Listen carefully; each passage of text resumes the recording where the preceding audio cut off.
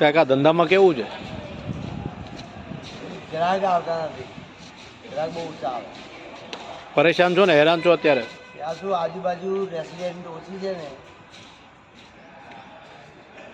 ખર્ચો નીકળે અત્યારે એવું નથી. અત્યારે હાલ ખર્ચો નીકળે એવી પરિસ્થિતિ નથી. હા ખર્ચો ના નીકળે. ઘર આગે શું થાય આગે ખબર નહીં. ઘર ચલાવવામાં તકલીફ પડી રહી છે ને? માંગ અહીંયા રોડ ઉપર નથી, આજુબાજુ કઈ જગ્યા આપો મને, ત્યાં ગ્રાહકો આવે. હા રોડ લગતી જગ્યા આપો. એવું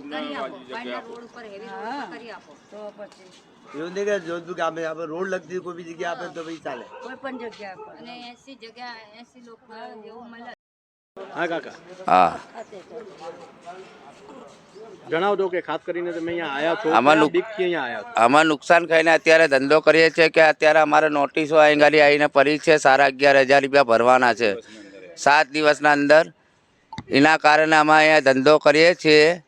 બિલકુલ ધંધો તો થતો નથી, પણ નોટિસ મારી જાય કે તમે અઠવાડિયામાં પૈસા નહીં ભરો તો તમારો ઠરો કેન્સલ થવામાં આવશે.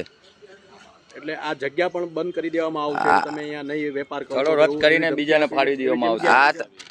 આ થરા તમારે પૈસા નહીં ભરો તો આ તમારા થરાઓ બીજાને ફાળવણી કરવામાં આવશે.